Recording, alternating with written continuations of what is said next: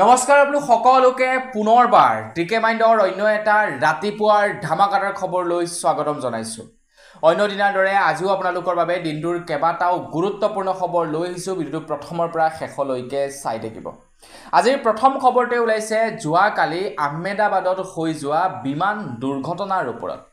তো বিমানখন দুৰ্ঘটনাগ্ৰস্ত হোৱাৰ পূৰ্বে পাইলটসকলে বিমানৰ কন্ট্ৰোল ৰুমলৈ এটা সাউন্ড পঠাইছিলে, এটা সিগনেল পঠাইছিলে, যেটো আছিলে মেডে মেডে মেডে। তিনিবাৰকৈ তেওঁলোকে সিগনেল পঠাইছিলে কন্ট্ৰোল ৰুমলৈ। তো কন্ট্ৰোল ৰুমে যেতিয়াই নেকি বিমানখনৰ পাইলটৰ সৈতে সংযোগ স্থাপন কৰিব বিচাৰিলে সংযোগ বিঘিন্ন হৈ গৈছিলে আৰু তাৰ পাছতেই বিমানখনে এক দুৰ্ঘটনাত পতিত হৈছিলে। এতিয়া এই মেডে মেডে মেডে সাউন্ডৰ অৰ্থ কি আছিলে, পাইলট সকলে কিয় কন্ট্ৰোল ৰুমলৈ এই মেডে মেডে মেডে সাউন্ডটো পঠাইছিলে। এতিয়া এই মেডে মেডে সাউন্ডৰ অৰ্থ হৈছে যে মই বিপদত পৰিছো, মোক বচাও। যেতিয়া নেকি কোনো এখন পাইলটে বিভিন্ন ধৰণৰ বিপদৰ সন্মুখীন হয়, যেনে ধৰি লওক বিমানৰ ইঞ্জিন বিকল হোৱা, যেনে বিমানত জুই লগা, যেনে ধুমুহাৰ কবলত পৰা বা হাইজেকিঙৰ পৰিস্থিতিৰ সৃষ্টি হোৱা, তেনে অৱস্থাত পাইলট সকলে কন্ট্ৰোল ৰুমলৈ এই সাউন্ডটো পঠায়, মেডে মেডে মেডে। এই সাউন্ডটো কন্ট্ৰোল ৰুমলৈ পঠায় আৰু তেতিয়া কন্ট্ৰোল ৰুমে গম পায় যে আমুক নাম্বাৰ বিমানখন আমুকৰ পৰা আমুকলৈ গৈ থকা বিমানখন অকণমান বিপদত পৰিছে, আমি তেওঁলোকক সহায় কৰিব লাগে। তো তেওঁলোকেও উৰাৰ কেই সেকেন্ড মানৰ পাছতেই সেই সাউন্ডটো পঠাইছিলে কন্ট্ৰোল ৰুমলৈ পাইলট সকলে আৰু কন্ট্ৰোল ৰুমৰ পৰা তেওঁলোকৰ সৈতে সংযোগ স্থাপন কৰিবলৈ লোৱাৰ পাছতেই তেওঁলোকৰ সৈতে সংযোগ বিঘিন্ন হৈ গৈছিল, বিচ্ছিন্ন হৈ গৈছিল আৰু তাৰ পাছত ফ্লাইটখন গৈ এটা ডাঙৰ অট্টালিকাত গৈ খুন্দা মাৰে আৰু গোটেই সফা হৈ যায় সকলোবিলাক। আগবাইছো ইয়াৰ পাছৰটো খবৰ ফালে। ইয়াৰ পাছৰ খবৰটো ওলাইছে যোৱাকালি হৈ যোৱা আহমেদাবাদৰ বিমান দুৰ্ঘটনাৰ ওপৰতে। তো বিমান দুৰ্ঘটনা কিয় হৈছে এতিয়ালৈকে গম পোৱা নাই। তো সেই প্ৰত্যেকখন বিমানতে যিমানবিলাক আমাৰ ভাৰতবৰ্ষত বা পৃথিৱীত যিমানবিলাক বিমান উৰি থাকে, বিমানত এটা বিশেষ বক্স থাকে যেটো কোৱা হয় ব্লেক বক্স। আৰু এই ব্লেক বক্সটোৰ ভিতৰতে সকলোবিলাক ডাটা ষ্ট'ৰ হৈ থাকে যে বিমানখন কাৰ ভুলৰ কাৰণে দুৰ্ঘটনাগ্ৰস্ত হ'ল বা কেনেকৈ দুৰ্ঘটনাত পতিত হ'বলৈ পালে সেই সম্পৰ্কে সেই ব্লেক বক্সটোত সকলোবিলাক তথ্য ষ্ট'ৰ হৈ থাকে। এতিয়া সেই ব্লেক বক্সটোৰ পৰা তথ্য উদ্ধাৰ কৰি আছে, কিন্তু তাৰ পূৰ্বে আপোনালোকক জনাই দিওঁ সেই বিমানখন দুজন পাইলটে উৰুৱাই নিছিলে। এজন হৈ গ'ল মেইন পাইলট আৰু অন্যজন হৈ গ'ল কো পাইলট। তো মেইন পাইলট যিজন আছিলে তেখেতৰ বিমান উৰুৱাৰ অভিজ্ঞতা আছিলে প্ৰায় ৯,৩০০ ঘণ্টা আৰু যিজন নেকি কো কেপ্টেইন আছিলে তেখেতৰ বিমান উৰুৱাৰ অভিজ্ঞতা আছিলে প্ৰায় ৮,২০০ ঘণ্টা। মানে দুয়োজন পাইলটেই আছিলে এক্সপিৰিয়েন্স পাইলট, দুয়োজন পাইলটেই পূৰ্বেও বহু বিমান উৰুৱাইছে, কিন্তু তেওঁলোকে এইবাৰ বিমানখন উৰুৱাৰ ২ মিনিটৰ ভিতৰতে ক্ৰেছ লেণ্ডিং হয়, মানে টেক অফ কৰাৰ ২ মিনিটৰ ভিতৰতেই বিমানখন তেহেজ নেহেজ হৈ যায়। আগবাইছে ইয়াৰ পাছৰটো খবৰ ফালে। ইয়াৰ পাছৰ খবৰটো ওলাইছে যোৱাকালি আহমেদাবাদত হৈ যোৱা বিমান দুৰ্ঘটনাৰ ওপৰতে। এগৰাকী ছোৱালীয়ে সেই একেখন বিমানতে যাবৰ কাৰণে টিকট কৰিছিলে, কিন্তু সময়ৰ অভাৱৰ বাবে তেখেতে টাইম মতে গৈ নাপালে আৰু যাৰ কাৰণে তেখেতে প্লেনত বহিবলৈ নাপালে। তেখেতে সেই সময়ত নিজকে বিৰাটেই আনলাকি ফিল কৰিছিলে যে মই বিমানখন আহি সময়মতে ধৰিব নোৱাৰিলোঁ। তেখেতে লণ্ডনলৈ যোৱাৰ কথা আছিলে, কিন্তু চাওকচোন ভগৱানে তেখেতক কিমান বচাই দিলে। বিমানখন টেক অফ হোৱাৰ ২ মিনিটৰ পাছতেই দুৰ্ঘটনাত পতিত হয়, ছোৱালীগৰাকী বাচি গ'ল। ছোৱালীগৰাকী যদি ২ মিনিট আগতীয়াকৈ আহিলেহেঁতেন তেখেতে বিমানত বহিবলৈ পালেহেঁতেন আৰু তেখেতৰো দুৰ্ঘটনা হৈ মৃত্যুক আৱতি ল'ব লগা হ'লহেঁতেন। তো সেইকাৰণে কয় যে ভগৱানে যি কাম কৰে সেয়া প্ৰত্যেকটো কামেই ভালৰ বাবে কৰে। আজি যদি আপোনাৰ লগত কিবা এটা বেয়া হৈ আছে, আপুনি সেইটোক পজিটিভ ৱেত ল'ব যে মোৰ কাৰণে এইটোটা কিবা ভালৰ বাবে হৈ আছে, মোক হয়তো ভগৱানে ইয়াতকৈ কিবা ডাঙৰ প্লেনিং কৰি ৰাখিছে ভালৰ বাবে। গতিকে আপোনালোকে নিজকে মানে ডিমোটিভেট ফিল নকৰিব। যদি কেতিয়াবা কিবা লাইফত হয় সেইটো ভগৱানে কৰা বুলি লাহেকৈ এৰি দিব। আগবাইছো ইয়াৰ পাছৰ খবৰ ফালে। ইয়াৰ পাছৰ খবৰটো ওলাই পৰিছে পাৰৰ ওপৰত। আপোনালোকৰ ঘৰত বাৰু পাৰ আছে নে নাই কমেণ্ট ছেকশ্যনত জনাবচোন। আপোনালোকে ঘৰত পাৰ পোহে নে নোপোহে সেইটো কমেণ্ট ছেকশ্যনত জনাব। ডক্টৰসকলে কৈছে যে পাৰৰ পৰা আমাৰ মানুহৰ দেহত বিভিন্ন বেমাৰ বিয়পিছে যেনে হাওঁফাওৰ বেমাৰ, যেনে হাৰ্টৰ বেমাৰ, যেনে স্কিনৰ বেমাৰ, এনেকুৱা ঢেৰ বেমাৰ বিয়পি পৰিছে মানুহৰ দেহত কেৱল পাৰৰ বাবে। মানুহে পাৰক ঘৰত পোহপালন কৰে। পাৰক মানুহে মংগলৰ প্ৰতীক চিহ্ন বুলিও কয় কিছু লোকে কয় যিবিলাক মানুহৰ ঘৰত শান্তি হয় সেই মানুহৰ ঘৰতহে বোলে পাৰয়ে জন্ম পায়। কিন্তু এতিয়া সেই পাৰয়ে আমাক অশান্তিৰ সৃষ্টি কৰি দিছে। পাৰৰ ফলত মানুহৰ বেমাৰ আজাৰ বৃদ্ধি হৈ গৈছে। আমাৰ ভাৰতবৰ্ষত বিগত 23 বছৰত প্ৰায় 150% পাৰৰ জনসংখ্যা বৃদ্ধি পাইছে বুলি খবৰ ওলাইছে। পাৰ অত্যাধিক বৃদ্ধি হোৱাৰ কাৰণ হৈ গৈছে পাৰয়ে খাবৰ বাবে কষ্ট কৰিব নালাগে। কাৰণ যোনে তোনে যি দিয়ে ন পাৰক খাবৰ কাৰণে, মৰমতে চবেই ইটো সিটো পাৰক খোৱাবৰ কাৰণে দি দিয়ে। আৰু সেইবাবে পাৰৰ জনসংখ্যা অধিক বৃদ্ধি পাই গৈছে আমাৰ ভাৰতবৰ্ষত। এতিয়া পুনে আৰু মুম্বাইত এটা নতুন ৰুল বনাই দিছে যে এতিয়াৰে পৰা কোনো ব্যক্তিয়ে পাৰক খাদ্য খুৱাব নোৱাৰিব। কোনোবা লোকে যদি পাৰক খাদ্য খুৱায় তেনে তেখেতৰ ওপৰত 500 টকা ফাইন লগোৱা হ'ব। আগবাইছোঁ ইয়াৰ পাছৰটো খবৰ ফালে। ইয়াৰ পাছৰ খবৰটো ওলাইছে অৰুণোদয় আঁচনিৰ ওপৰত। আপোনালোকৰ ঘৰৰ কোনোবাই অৰুণোদয় আঁচনিৰ ধন লাভ কৰে নেকি? কমেণ্ট ছেকশ্যনত জনাব। এই জুন মাহৰ অৰুণোদয় আঁচনিৰ ধন এতিয়া পৰ্যন্ত মহিলাসকলৰ বেংকৰ একাউণ্টত সোমোৱা নাই। আপুনিও যদি অৰুণোদয় আঁচনিৰ ধন লাভ কৰে তেন্তে আপুনিও চাগে বেংকৰ একাউণ্টত পইচা পোৱা নাই, হয় নে নহয় বাৰু? কিন্তু চিন্তা কৰিব নালাগে, এইবাৰ অকণমান ডিজিটেল ট্ৰানজেকশ্যনৰ অসুবিধাৰ বাবে চৰকাৰে পইচা ট্ৰান্সফাৰ কৰিব পৰা নাই বুলি জনাইছে। কিন্তু চিন্তা কৰিব নালাগে, এই মাহৰ 14 তাৰিখৰ দিনৰ 10 বজাত আপোনালোকৰ একাউণ্টত পইচাসমূহ ট্ৰান্সফাৰ কৰি দিব বুলি জনাইছে অসমৰ মুখ্যমন্ত্ৰী ডক্টৰ হিমন্ত বিশ্ব শৰ্মাদেৱে। তো আপোনালোকে যদি এতিয়ালৈকে অৰুণোদয় আঁচনিৰ ধন পোৱা নাই চিন্তা কৰিব নালাগে, 14 তাৰিখ অৰ্থাৎ আজিতো 13 তাৰিখ হ'লেই, অহাকালিলৈ 10 বজাত আপোনালোকৰ একাউণ্টত পইচা সোমাব। আগবাইছোঁ ইয়াৰ পাছৰটো খবৰ ফালে। ইয়াৰ পাছৰ খবৰটো ওলাইছে মহিলাসকলৰ বাবে এটা ভাল খবৰ। যিসকল মহিলাই নেকি আত্মসহায়ক গোটত আছে, যিসকল মহিলাই নেকি 10,000 টকাটো পাম বুলি আশা কৰি আছে, সেইসকল মহিলাৰ বাবে এটা ভাল খবৰ ওলাইছে। কিয়নো মন্ত্ৰী হিমন্ত বিশ্ব শৰ্মাদেৱে আত্মসহায়ক গোটত থকা মহিলাসকলক 10,000 টকাকৈ দিম বুলিতো ঘোষণা কৰি দিলে, কিন্তু এতিয়া পৰ্যন্ত তেওঁলোকৰ একাউণ্টত 10,000 টকাটো সোমোৱাই দিয়া নাই। কিন্তু ভাল খবৰ ঘোষণা কৰিছে মন্ত্ৰী হিমন্ত বিশ্ব শৰ্মাদেৱে যোৱাকালি। খুব শীঘ্ৰেই আপোনালোকক সেই 10,000 টকাটো মুকলি কৰি দিব। এই বছৰৰ অক্টোবৰ মাহৰ পৰা দিয়া আৰম্ভ কৰিব, 26 জানুৱাৰী মাহত দি কমপ্লিট কৰিব বুলি জনাইছে। প্ৰায় 3,000 কোটি টকা খৰচা কৰিব ইয়াৰ বাবদ। আৰু লগতে এই আঁচনিখনত প্ৰায় 3 লাখ মহিলাক চৰকাৰী ধন প্ৰদান কৰিব বুলি জনাইছে। আগবাইছোঁ ইয়াৰ পাছৰটো খবৰ ফালে। ইয়াৰ পাছৰ খবৰটো ওলাইছে সাউথৰ এক্টৰ ৰাম চৰণৰ ওপৰত। আপোনালোকে বাৰু ৰাম চৰণক চিনি পায় নে নাপায় কমেণ্ট ছেকশ্যনত জনাব। আপোনালোকে যদি RR ফিল্মখন চাইছে তেনে নিশ্চয় আপোনালোকে ৰাম চৰণক চিনি পায়। খবৰ ওলাইছে যে ৰাম চৰণৰ এখন নতুন ফিল্ম আহিব, ইণ্ডিয়ান হাউচ, যিখন ফিল্মৰ ছেটত এতিয়া দুৰ্ঘটনা হৈছে বুলি খবৰ ওলাইছে। ৰাম চৰণৰ কো-এক্টৰ আৰু লগতে ক্ৰু মেম্বাৰৰ যথেষ্ট ক্ষয় ক্ষতি হৈছে বুলি খবৰ ওলাইছে। তেখেতে যিটো ছেটত মানে ফিল্মখন শ্বুটিং কৰি আছিলে তাতে এটা বৃহৎ পানী টেংকিৰ সৃষ্টি কৰা হৈছিলে ফিল্মখন শ্বুট কৰিবৰ কাৰণে, আৰু সেই পানী টেংকিটোৰ লিক হৈ পানী ওলাই আহে টেংকিৰ পৰা, ফলত যথেষ্ট লোকৰ ক্ষয় ক্ষতি হয়।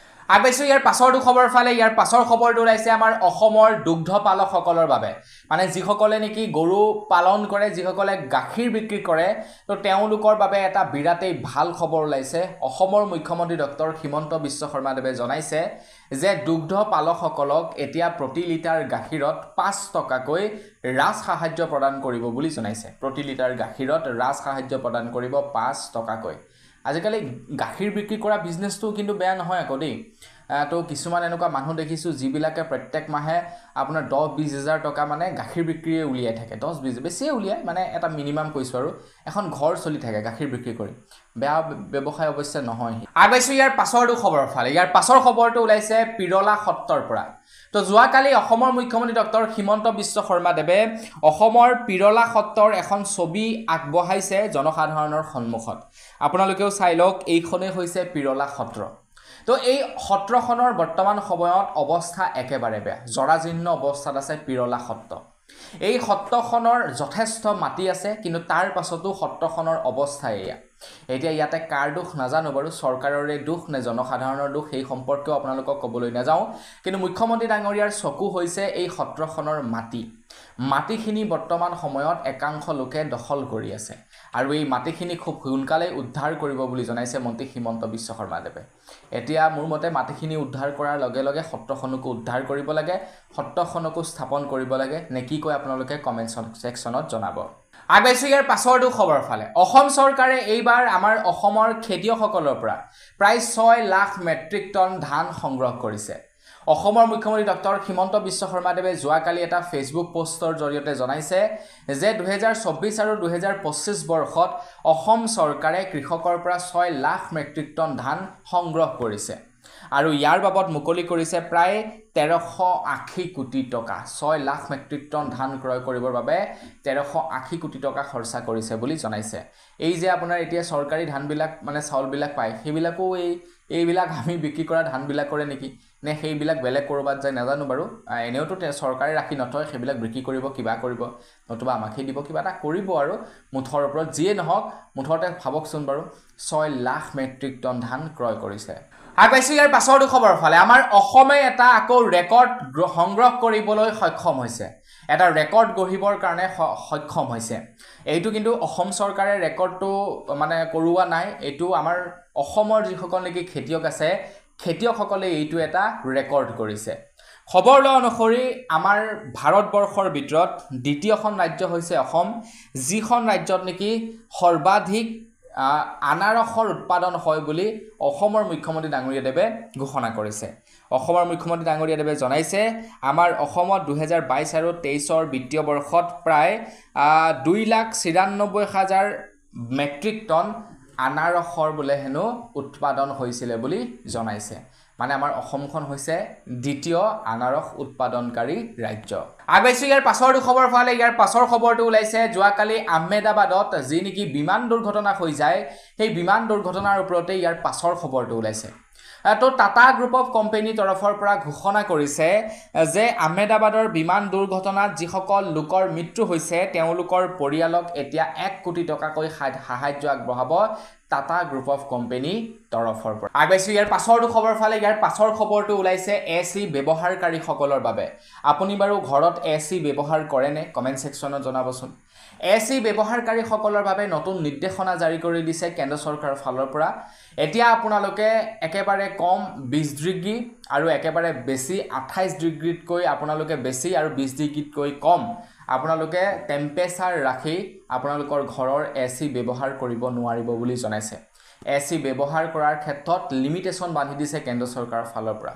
কেন্দ্ৰ চৰকাৰে কৈছে যে 20 ডিগ্ৰীতকৈ তলত আৰু 28 ডিগ্ৰীতকৈ ওপৰত আপোনালোকে এসি ব্যৱহাৰ কৰিব নোৱাৰিব গ্লোবেল ওয়াৰ্মিং আৰু বিদ্যুতৰ ব্যৱহাৰ হ্ৰাস কৰিবলৈ এই সিদ্ধান্ত লৈছে বুলি জনাইছে আপোনালোকে মন গলে একদম বহাই দিলে মন গলে কমাই দিলে এনেকা কৰি নাথাকিব এসি নহলে আপোনালোকে বিপদত পৰিব আগবাইছো ইয়াৰ পাছৰটো খবৰ ফালে ইয়াৰ পাছৰ খবৰটো ওলাইছে আহমেদাবাদৰ বিমান দুৰ্ঘটনাৰ ওপৰতে খবৰ লাইছে আহমেদাবাদৰ বিমান দুৰ্ঘটনাত এতিয়ালৈকে প্ৰায় 242 জন লোকৰ মৃত্যু হৈছে বুলি খবৰ লাইছে 242 জন লোকৰ মৃত্যু হৈছে এতিয়ালৈকে আৰু সেই মৃত্যু হোৱাৰ ভিতৰত আছিল গুজৰাটৰ প্ৰাক্তন মুখ্যমন্ত্ৰী গুজৰাটৰ প্ৰাক্তন মুখ্যমন্ত্ৰীৰ মৃত্যু হৈছে সেই একেখন বিমানতে তেখেতেও গৈছিল লণ্ডনলৈ কলৈ বুলি আৰু সেই বিমানখন দুৰ্ঘটনাত যেহেতু পতিত হ'ল তো তাৰ পাছতে তেখেতৰো মৃত্যু হয় আগবাইছো ইয়াৰ পাছৰটো খবৰ ফালে ইয়াৰ পাছৰ খবৰটো ওলাইছে বাংলাদেশৰ পৰা তো বাংলাদেশৰ পৰা খবৰ ওলাইছে যে বাংলাদেশৰ চৰকাৰে কৈছে যে আমি ভাৰতৰ সৈতে সম্পৰ্ক ভাল কৰিব বিচাৰো ভাৰত হৈছে আমাৰ এখন চুবুৰীয়া ৰাষ্ট্ৰ কিন্তু সংবাদ মাধ্যমে ভাৰত আৰু বাংলাদেশৰ সম্পৰ্ক ভাল কৰিবলৈ নিদিয়ে ভাৰত আৰু বাংলাদেশৰ মাজত বিভিন্ন বিভ্ৰান্তিৰ সৃষ্টি কৰে আৰু ভাৰত বাংলাদেশৰ মাজৰ সম্পৰ্ক বেয়া হয় এই কথা মই কোৱা নাই এই কথা কৈছে বাংলাদেশৰ অন্তৰ্বৰ্তীকালীন চৰকাৰৰ মুখ্য উপদেষ্টা মোহাম্মদ ইউনুছে তেখেতে কৈছে যে বাংলাদেশৰ সৈতে আমি ভাৰতৰ সৈতে আমি সম্পৰ্ক ভাল কৰিব বিচাৰো কিন্তু বিভিন্ন সংবাদ মাধ্যমে বিভিন্ন প্ৰচাৰ চলাই যাৰ ফলত বাংলাদেশতো মানে বেয়া মনোভাৱৰ সৃষ্টি হয় বিভিন্নজন লোকৰ মাজত আৰু এফালে ভাৰততো ভাৰতৰ মানুহৰ মাজত বাংলাদেশৰ প্ৰতি বেয়া মনোভাৱৰ সৃষ্টি হয় আগবাইছো ইয়াৰ পাছৰটো খবৰ ফালে ইয়াৰ পাছৰ খবৰটো ওলাইছে গুৱাহাটী মহানগৰীৰ অৰুণা মেমৰিয়েল হস্পিটেলৰ পৰা অৰুণা মেমৰিয়েল হস্পিটেলত এটা পৰিয়াল গৈছিল চিকিৎসা কৰিবৰ কাৰণে